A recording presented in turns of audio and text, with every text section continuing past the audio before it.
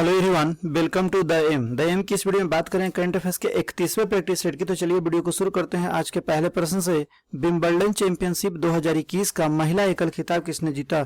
तो यह Ashleigh Barty ने जीता है। और एशले बार्टी जो है ऑस्ट्रेलिया के खिलाड़ी हैं और एशले बार्टी ने यह खिताब कैरोलिना प्लिस्कोवा को हराकर यह खिताब जीता है, जो चेक गणराज्य के खिलाड़ी हैं।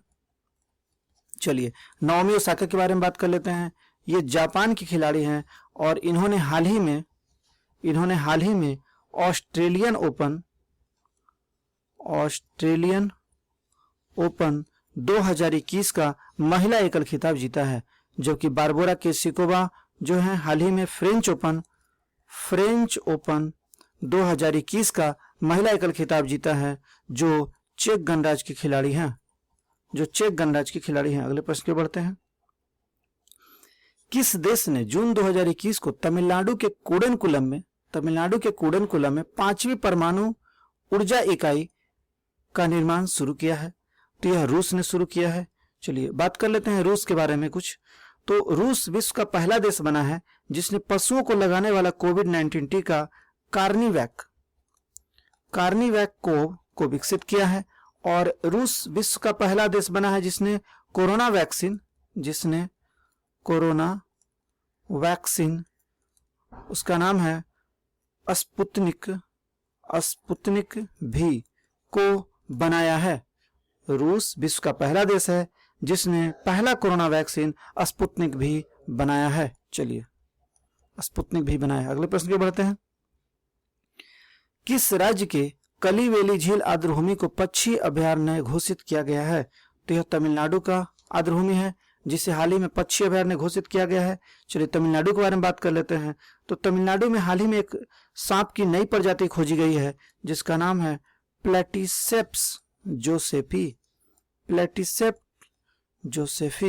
चलिए ये सांप की नई प्रजाति है, सांप की एक प्रजाति जिसकी हाल ही में खोज की गई है।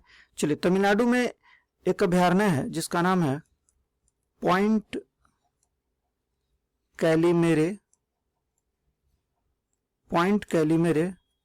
वन्य जीव अभयारण्य। पॉइंट कैलिमेरे वन्य जीव अभयारण्य जो है तमिलनाडु में है।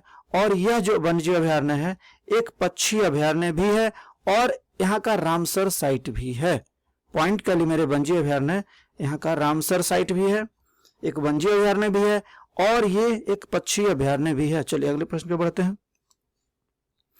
किस राज्य में भारतीय मौसम विभाग देश का पहला आंधी तूफान अनुसंधान केंद्र की स्थापना करेगा?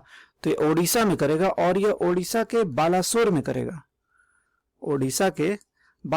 करेगा। चलिए ओडिशा के बारे में कुछ बात कर लेते हैं। ओडिशा में दूसरा बायोस्फीयर रिजर्व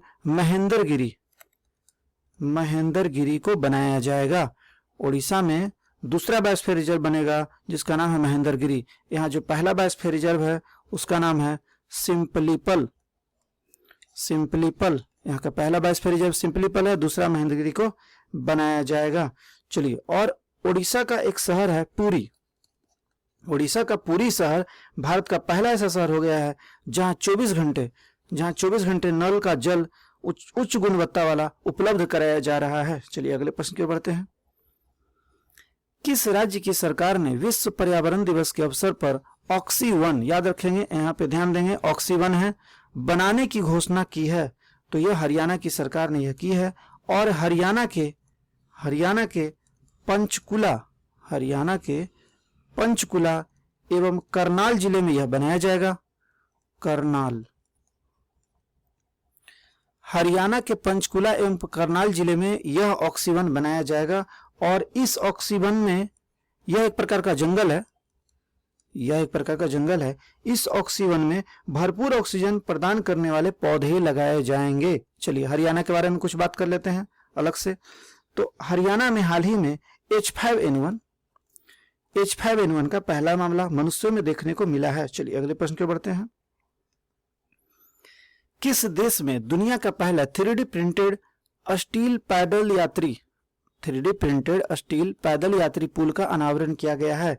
तो यह किया गया है नीदरलैंड में। नीदरलैंड की राजधानी में जो एम्स्टर्डम में है, एम्स्टर्डम यह नीदरलैंड की राजधानी है। नीदरलैंड की राजधानी में इस 3D प्रिंटेड स्टील पैदल यात्री पुल का अनावरण किया गया है। हाल ही में नीदरलैंड के प्रधानमंत्री चुने गए हैं जिनका नाम है मार्क रूटे। मार्क रूटे। चलिए अगले प्रश्न की ओर बढ़ते हैं। निम्न में से किसे यूनेस्को विश्व विरासत स्थल की सूची से 21 जुलाई 2021 को हटा दिया है? तो हाल ही में हटाया गया लिवरपूल को। ये जो है इंग्लैंड का है, इंग्लैंड का एक परिसर है लिवरपूल। इसे यूनेस्को की विश्व विरासत सूची में 2004 में शामिल किया गया था और यह इंग्लैंड का है। चलिए महाबोधि मंदिर परिसर के बारे में बात कर लेते हैं। तो यह बिहार के बोधगया में है। यह परिसर बिहार के बोधगया में है और महाबोधि मंदिर परिसर को वर्ष 2002 में यूनेस्को विश्व विरासत स्थल की सूची में शामिल किया गया था। चलिए बात करते हैं चंपानेर पावानेर पुरातत्व पार्क की। तो यह गुजरात में है और इसे वर्ष 2004 में यूनेस्को विश्व विरासत स्थल की सूची में शामिल किया गया था। जबकि नालंदा महाविहार पुरातात्विक स्थल को वर्ष 2016 में विश्व विरासत स्थल में शामिल किया गया था और ये जो स्थल है बिहार के नालंदा जिले में है। बिहार के नालंदा जिले में यह स्थल है। अगले प्रश्न के बढ़ते हैं। हाल ही में किस राज्य में Indus west mega food park का उद्घाटन किया गया है? तो यह मेगा फूड पार्क का उद्घाटन छत्तीसगढ़ में किया गया है। इस पार्क के बारे में बता दूं तो यह पार्क कृषि उपज के नुकसान को कम करने के लिए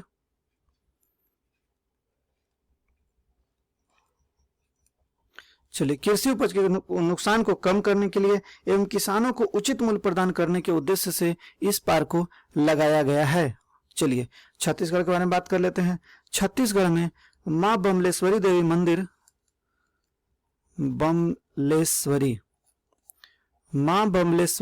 मंदिर विकास परियोजना का अनावरण किया गया है। चलिए और छत्तीसगढ़ में हाल ही में भारत का सबसे लंबा मालगाड़ी वासुकी को चलाया गया है जिसकी कुल लंबाई 3.5 किलोमीटर है और यह मालगाड़ी भिलाई से कोरबा के बीच चलाया गया है।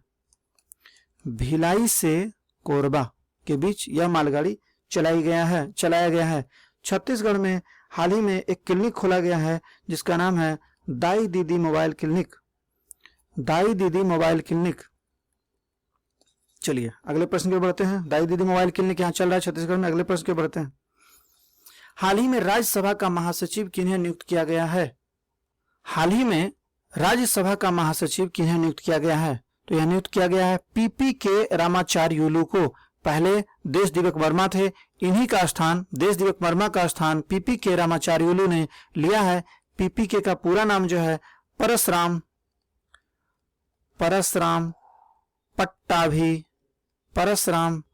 पट्टाभी केशव रामाचार्युलू है। चलिए ओम बिरला के बारे में बात कर लेते हैं। यह भी लोकसभा अध्यक्ष है, और ये 17वें लोकसभा के अध्यक्ष हैं ओम बिरला। चलिए उत्पल कुमार सिंह के बारे में बात कर लेते हैं। तो ये लोकसभा के महासचिव हैं, जबकि राज्यसभा के महासचिव हाल ही में नियुक्ति हुए नहीं, पीपी के रामाचार्युलू। चलिए अगले प्रश्न के बढ़ते हैं। बैडमिंटन का स्विस ओपन 2021 का खिताब किसने जीता? तो यह कैरोलिना मारिन ने जीता है और ये स्पेन के खिलाड़ी हैं और इन्होंने पीवी सिंधु को हराकर, जो भारत के खिलाड़ी हैं, पीवी सिंधु को हराकर यह खिताब जीता है। चलिए वरुण कुमार के बारे में बात कर लेते हैं। तो बैडमिंटन का एक टूर्नामेंट है जिसका नाम है युगांडा इंटरनेशनल बैडमिंटन 2021। बैडमिंटन का टूर्नामेंट युगांडा इंटरनेशनल बैडमिंटन 2021 का पुरुष एकल खिताब वरुण कपूर ने ही जीता है, जबकि विक्टर एक्सेल्सन जो है, ये डेनमार्क के खिलाड़ी हैं विक्टर एक्सेल्सन, इन्होंने बैडमिंटन का योनेक्स थाईलैंड ओपन 2021 का खिताब अपने नाम किया है। चलिए आगे की ओर बढ़ते हैं। हाल ही में किस देश ने एक कृत्रिम द्वीप, ध्यान देंगे, कृत्रिम द्वीप लिनेट होम बनाने की योजना को मंजूरी दी है। तो यह डेनमार्क का है, डेनमार्क में यह द्वीप बनने जा रहा है, कृत्रिम द्वीप जिसका नाम है लिनेट होम। यह जो द्वीप बनेगा इसका जो क्षेत्रफल होगा यह 2.6 किलोमीटर स्क्वायर होगा। इस द्वीप में करीब 35,000 लोगों के रहने की व्यवस्था होगी और यह द्वीप आधुनिक शहर की तरह जो सुविधाएं हैं वो सारे सुविधाएं इस द्वीप पर मिलेंगे। और इस द्वीप के चारों ओर बांध बनाया जाएगा, इस द्वीप के चारों ओर बांध बनाया जाएगा जिससे इस द्वीप को समुद्री लहर जब आते हैं तो उससे बचाया जा सके। चलिए, और यह द्वीप क्यों बनाया जा रहा है? यह द्वीप इसलिए बनाया जा रहा है क्योंकि वैश्विक तापन से ध्रुवीय बर्फ जो है पिघल रहे हैं और डेनमार्क की राजधानी है कोपेनहेगन। कोपेनहेगन यह डेनमार्क की राजधानी है। तो भविष्य में इस राजधानी के डूबने का खतरा है, तो इसीलिए इस द्वीप को बनाया जा रहा है, लिनेट होम द्वीप को। और इसकी नींव जो है, इसकी नींव 2035 में पूरी हो जाएगी और वर्ष 2070 तक यह द्वीप पूरी तरह से बनकर तैयार हो जाएगा। चलिए, डेनमार्क के बारे में बात कर लेते हैं। दुनिया का सबसे ऊंचा रेत महल यहीं बनाया गया है। चलिए अगले प्रश्न की बढ़ते हैं। विश्व दुग्ध दिवस प्रत्येक वर्ष कब मनाया जाता है? तो यह 1 जून को विश्व दुग्ध दिवस मनाया जाता है, जबकि राष्ट्रीय दुग्ध दिवस यह 26 नवंबर को मनाया जाता है, 26 नवंबर को। और जो यह राष्ट्रीय दुग्ध दिवस जो मनाया जाता है यह डॉक्टर वर्गीज कुरियन के जन्म दिवस पर मनाया जाता है। डॉक्टर वर्गीज कुरियन के जन्म दिवस पर 26 नवंबर को राष्ट्रीय दुग्ध दिवस मनाया जाता है, जबकि 26 नवंबर को भारत में संविधान दिवस मनाया जाता है, संविधान दिवस। चलिए 2 जून के बारे में बात कर लेते हैं। तो इस दिन तेलंगाना स्थापना दिवस मनाता है, तेलंगाना राज्य की स्थापना हुई थी। 7 जून को विश्व खाद्य सुरक्षा दिवस मनाया जाता है, विश्व खाद्य सुरक्षा दिवस, जबकि 8 जून को विश्व महासागर दिवस मनाया जाता है। चलिए, महासागर दिवस। अगले प्रश्न को बढ़ते हैं। नीति आयोग की रिपोर्ट के अनुसार भारत का स्वास्थ्य उद्योग कब तक 372 अरब डॉलर तक पहुंच जाएगा? तो यह 2022 तक पहुंच जाएगा। नीति आयोग के जो अध्यक्ष हैं हमारे प्रधानमंत्री हैं नरेंद्र मोदी। हमारे प्रधानमंत्री नरेंद्र मोदी जो हैं नीति आयोग के अध्यक्ष हैं, जबकि उपाध्यक्ष राजीव कुमार हैं, जबकि सीईओ अमिताभ कांत हैं। चलिए अगले प्रश्न की ओर बढ़ते हैं। हॉकी का उत्कृष्टता केंद्र किस राज्य में स्थापित किया जाएगा? तो यह उत्तर प्रदेश में स्थापित किया जाएगा हॉकी का उत्कृष्टता केंद्र, जबकि भारत का सबसे बड़ा, मैंने पिछले वाले वीडियो में बताया है, भारत का सबसे बड़ा हॉकी स्टेडियम ओडिशा के राउरकेला में बनेगा। ओडिशा के राउरकेला में भारत का सबसे बड़ा हॉकी स्टेडियम बनाया जाएगा। चलिए बात कर लेते हैं उत्तर प्रदेश की। उत्तर प्रदेश में दुग्ध उत्पादन को बढ़ावा देने के लिए नंद बाबा गोकुल पुरस्कार योजना की शुरुआत की गई है। गोकुल पुरस्कार योजना की शुरुआत, नंद बाबा गोकुल पुरस्कार योजना की शुरुआत उत्तर प्रदेश में किया गया है। उत्तर प्रदेश में एक कार्यक्रम चल रहा है, एक जिला एक उत्पाद, एक जिला एक उत्पाद। चलिए अगले प्रश्न की बढ़ते हैं। हाल ही में किस व्यक्ति का निधन हो गया जो मसाला किंग के नाम से मशहूर थे एवं एमडीएच मसाले के मालिक थे? तो इनका नाम है धर्मपाल गुलाटी। चंदू तोमर के बारे में बात कर लेते हैं। तो इन्हें शूटर दादी के नाम से जाना जाता था, शूटर दादी, जिनका हाल ही में निधन हो गया है। वनराज भाटिया ये संगीतकार है जिनका हाल ही में निधन हुआ है। नरेंद्र कोहली ये साहित्यकार है जिनका हाल ही में निधन हुआ है। अगले प्रश्न की बढ़ते हैं। इस प्रश्न का उत्तर मैंने आप लोगों से पूछा था, आईसीसी बेस्ट टेस्ट चैंपियनशिप 2021 किसने जीता? तो ये न्यूजीलैंड ने जीता है। हाल ही में ब्रिक्स संस्कृति मंत्रियों की बैठक की अध्यक्षता किसने की? इस प्रश्न का उत्तर आप लोग नीचे कमेंट बॉक्स में जरूर दीजिएगा।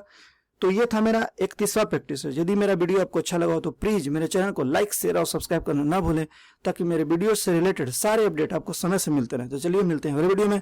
Thank you for watching.